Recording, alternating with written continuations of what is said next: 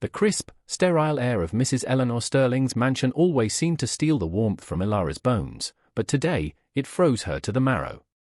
Her son, 6-year-old Leo, stood beside her, his small hand clutching hers, his bright, innocent eyes wide with a confusion that mirrored the storm brewing in Ilara's heart. On the otherwise immaculate, cream-colored wall of the grand foyer, a vibrant, chaotic mural of swirling blues, fiery reds, and sunshine yellows danced with an untamed energy.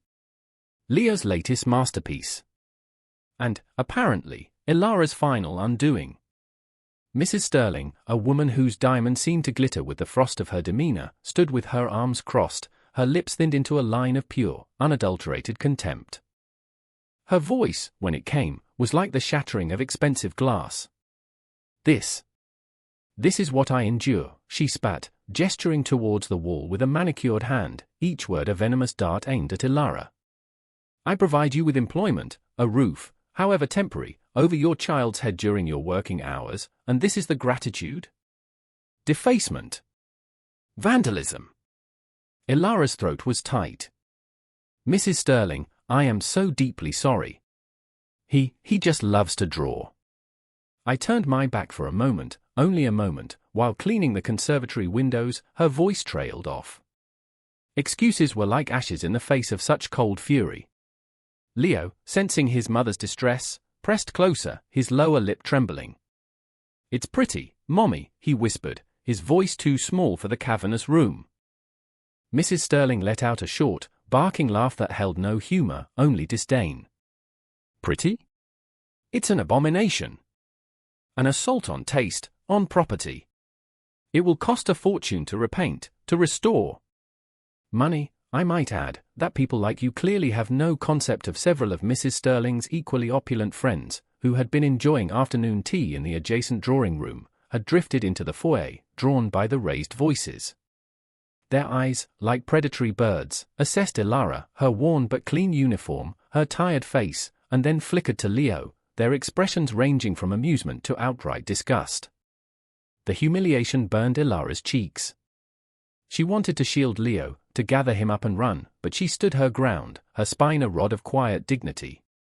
I understand your anger, madam. I will, of course, pay for the damages. Deduct it from my wages.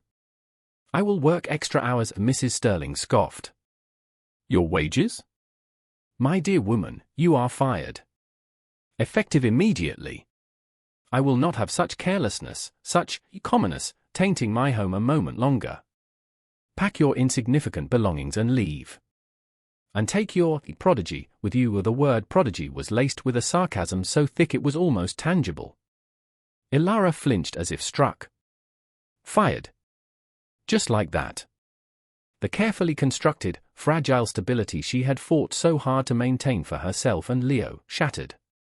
She looked at her son, whose eyes were now welling with tears, not for the drawing, but for the pain he saw etched on his mother's face. She knelt, her movement stiff with suppressed emotion, and gently wiped a tear from his cheek. It's okay, my love, she murmured, her voice a low thrum of reassurance she didn't feel. We'll be okay. She rose, her gaze meeting Mrs. Sterling's icy stare. May I at least retrieve my things from the staff quarters? Mrs. Sterling waved a dismissive hand. Be quick about it. And use the service entrance. I don't want you or your artist contaminating the main hallway any further. The friends tittered, a symphony of cruel amusement. Ilara, with Leo's hand held tight, turned away from the mocking eyes and the vibrant, joyful drawing that had cost her so much. The walk to the small, cramped room she used during her shifts felt like miles. Each step was heavy with the weight of uncertainty, the looming shadow of poverty, and the bitter taste of injustice. The drawing on the wall, so full of life, was now a symbol of her disgrace, a testament to a world that had no room for a poor woman's child to dream in color. The days that followed were a blur of anxious phone calls, fruitless job searches, and the gnawing fear of eviction. News of Ilara's dismissal, embellished with Mrs. Sterling's poisonous narrative of incompetence and vandalism, had spread like a stain through the network of wealthy households where domestic staff often found employment. Doors that might have once creaked open with opportunity were now firmly, silently, shut. Ilara sold a few meager possessions, cherished trinkets from a life before Leo, just to keep food on their small table. Leo, intuitive and sensitive, seemed to understand their plight. He drew less, his usual vibrant energy subdued, his crayons lying untouched for hours. When he did draw, his pictures were often of sad faces, or small, shadowed figures. It broke Ilara's heart. She tried to encourage him, pinning his smaller drawings on their tiny apartment wall, praising his use of color, his bold lines, but a pall had fallen over his creative spirit. One afternoon, while Leo napped fitfully, Ilara sat staring at a photograph she had dared to take of the infamous wall mural before Mrs. Sterling had it painted over, a stark, sterile cream once more. She'd snapped it quickly with her old phone, not as a trophy, but as a memory of Leo's uninhibited joy, a joy so cruelly curtailed.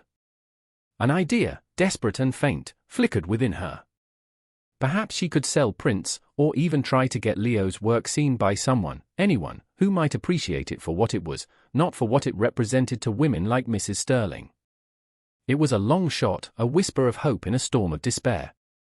Meanwhile, Mrs. Eleanor Sterling, far from forgetting Ilara, found her thoughts returning to the incident with a strange, vindictive satisfaction. The swift, public dismissal had been gratifying. She'd recounted the tale numerous times to her circle, each retelling painting Ilara as more inept and her son as more destructive. The sympathy she received, the shared outrage at the audacity of the lower classes, was a balm to her ego. Then, a truly delightful idea struck her. Her annual charity gala, Art for Aspirations, was approaching, a glittering event where the city's elite gathered to bid on donated artworks, with proceeds ostensibly going to support underprivileged young artists. The irony was not lost on Eleanor, in fact, it was the very source of her malicious inspiration. She would invite Ilara. Not as a guest, of course. Perhaps to serve refreshments, a visible reminder of her fallen station. Or better yet, she would make a special, mocking presentation. She envisioned it clearly as a small, smudged drawing from Ilara's son, perhaps a recreation of the offensive mural, held up for ridicule, a humorous footnote to the evening's sophisticated proceedings. A delightful example of raw talent, she would say, her voice dripping with condescension, eliciting knowing chuckles from her peers. It would be the perfect final twist of the knife, a public spectacle to ensure Ilara understood her place. She penned a note, not on her usual crested stationery, but on a plain card, delivered by a messenger. It was an invitation for Ilara to attend the gala, vaguely hinting at a potential opportunity and suggesting she bring a small portfolio of her son's charming doodles. Ilara received the note with a knot of dread. Opportunity? From Mrs. Sterling? It felt like a trap, yet a sliver of desperation urged her to consider it. What if, just what if, there was a genuine chance? Even a crumb of hope was better than the gnawing emptiness of their current situation. The thought of facing that woman, those people, again, was terrifying. But the thought of Leo's light dimming further was unbearable. She had to try something. The night of the Art for Aspirations gala arrived, a glittering affair held in the opulent ballroom of a historic hotel, a far grander setting than even Mrs. Sterling's mansion. Ilara, wearing her best, though threadbare, dress, clutched a small, carefully assembled portfolio of Leo's drawings. Her hands were clammy, her heart a frantic drum against her ribs. Leo was with a kind neighbor, a promise of ice cream his only solace for his mother's anxious departure. As Ilara entered the ballroom, a wave of perfume, privilege, and the low hum of self-congratulatory chatter washed over her. She felt small, an interloper in a world of shimmering gowns and tailored tuxedos. Mrs. Sterling, a vision in emerald silk, spotted her immediately. A cruel smile played on her lips. "Ah, Ilara. You came. How brave of you." Her eyes flickered over Ilara's simple attire with barely concealed disdain. "And you brought the artwork?" Ilara nodded, holding the portfolio a little tighter. "Yes, Mrs. Sterling." Before Ilara could say more, Mrs. Sterling smoothly guided her towards the main stage area, where a renowned auctioneer was warming up the crowd. "We have a rather unique submission tonight," Mrs. Sterling announced to her nearby friends, her voice carrying a little something from our former, domestic artist. Laughter rippled through the group. Ilara's face burned, but she stood tall, her gaze fixed on a point just beyond their mocking faces. Later, as the auction progressed through expensive canvases and sculptures, Mrs. Sterling took the microphone. "And now, ladies and gentlemen," she purred, her eyes gleaming with malice, "for a special, rather unexpected addition to our auction. A piece representing the unbridled creativity of youth. From the son of my former maid, Ilara," she gestured dramatically, and an attendant, with a theatrical flourish, placed one of Leo's drawings, a vibrant, powerful depiction of a roaring lion, rendered in crayon with astonishing ferocity and skill, onto an easel. It was the very drawing Leo had made in their tiny apartment, a cry of his trapped spirit. A wave of snickers and polite, stifled coughs went through the room. Mrs. Sterling continued, "Shall we start the bidding at, say, $5? For this charming piece of wall art?" The laughter was louder now, more open. Ilara felt a tear escape and trace a hot path down her cheek. She wanted the floor to swallow her. Just as she was about to turn and flee, a clear, authoritative voice cut through the degrading mirth. "Actually, Eleanor, I believe that piece has rather more potential than you seem to realize. In fact, it bears a striking resemblance in its raw energy to the early works of Picasso." All heads turned. Standing at the edge of the crowd, observing the scene with cool, discerning eyes, was a woman Ilara had never seen before. She was elegantly dressed, but with an understated confidence that dwarfed Mrs. Sterling's ostentatious display. There was an immediate hush. Mrs. Sterling's smile faltered, her face paling slightly. "Vivian! What a surprise! I didn't realize you were here." The woman, Vivian Albright, a name whispered with reverence in the highest echelons of the art world, a reclusive but immensely influential gallery owner and critic, stepped forward, her gaze fixed on Leo's drawing. "I came with the Pattersons. And yes, Eleanor, this is quite remarkable. The uninhibited line work, the emotional intensity, it's what genuine artists strive for." She turned her piercing gaze from the drawing to Ilara. "You are the boy's mother." Ilara, stunned, could only nod. Vivian Albright then looked directly at Mrs. Sterling. "And you, Eleanor, were about to mock this child's nascent genius for sport." The silence in the room was now thick with a dawning, uncomfortable awareness. Vivian Albright then smiled, a genuine, warm smile, at Ilara. "I believe your son has a very bright future, madam. In fact, I'd be honored to represent him. Ilara, isn't it? We spoke on the phone last week, after you sent me some images. I am Ms. Albright, your new associate." The collective gasp that swept through the ballroom was almost comical in its synchronicity. Mrs. Eleanor Sterling looked as though she had been slapped, her carefully constructed composure shattering like fragile porcelain. Her emerald silk dress suddenly seemed garish, her diamonds cold and lifeless. "Associate," she stammered, her voice a mere squeak compared to its earlier imperious tone. "Vivian, surely you jest. This is the maid's child. The one who defaced my property." Miss Albright's expression remained serene, but her eyes held a glint of steel. "Property that was, I imagine, made far more interesting by the boy's intervention, Eleanor. True artistry doesn't concern itself with conventional surfaces. And yes, Associate Ilara has been assisting me with cataloguing new acquisitions for my gallery for the past week, a position she earned through her keen eye and quiet diligence, qualities you clearly failed to appreciate. And her son, Leo, is a prodigy. A term you used with such derision, yet it is utterly accurate." Ms. Albright then addressed the stunned audience. "Ladies and gentlemen, you have just witnessed a rather ugly display of prejudice and ignorance. Mrs. Sterling, in her attempt to humiliate a woman she deems beneath her, has inadvertently brought to light an extraordinary new talent." She gestured towards Leo's lion.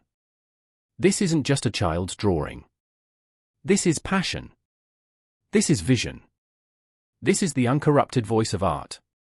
How many of you, in your curated collections, possess something so raw, so honest?"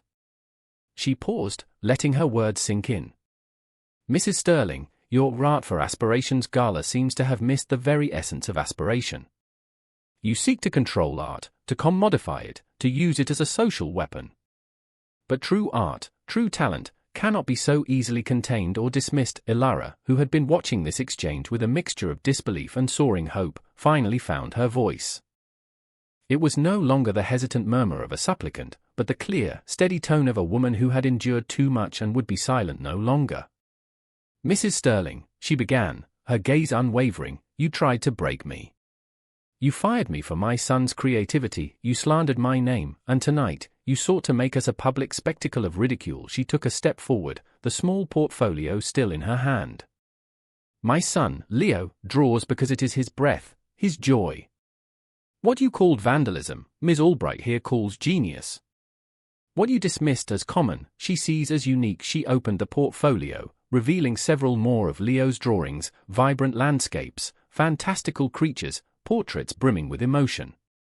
"For years, I cleaned your house, Eleanor, polishing your silver, dusting your expensive, lifeless trinkets. I saw the way you treated those you considered the staff. I heard the casual cruelty in your voice, the disdain in your eyes.